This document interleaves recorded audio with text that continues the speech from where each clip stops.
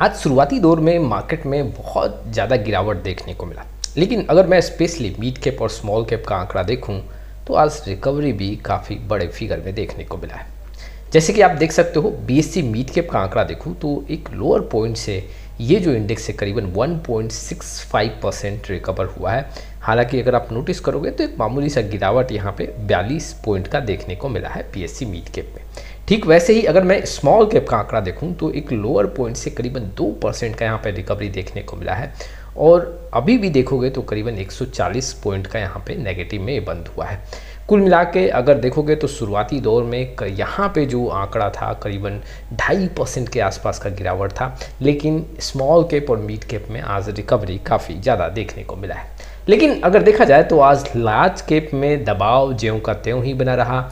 शुरुआती दौर में जो गिरावट देखने को मिला उसमें रिकवरी नहीं हुआ। जैसे कि मैं आपके सामने आंकड़े रखता हूँ, आप यहाँ पे देख सकते हो निफ्टी जो है करीबन 1% के ऊपर टूटा है, 265 पॉइंट का गिरावट है।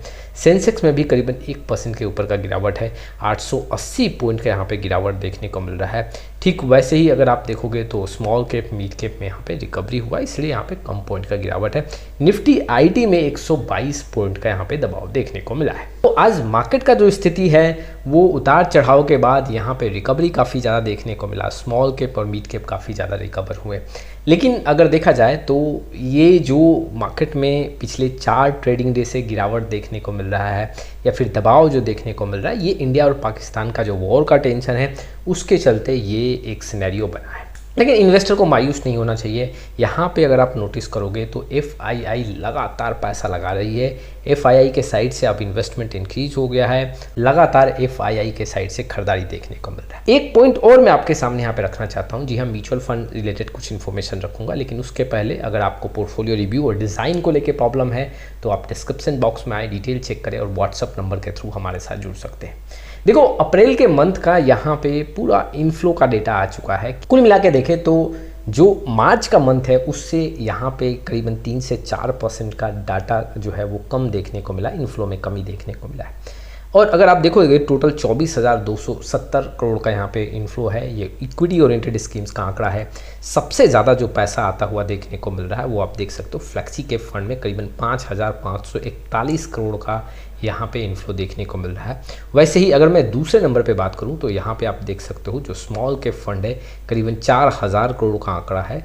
तीसरे नंबर पे बात करूँ तो मिड कैप फंड है 3,313 करोड़ के आसपास है।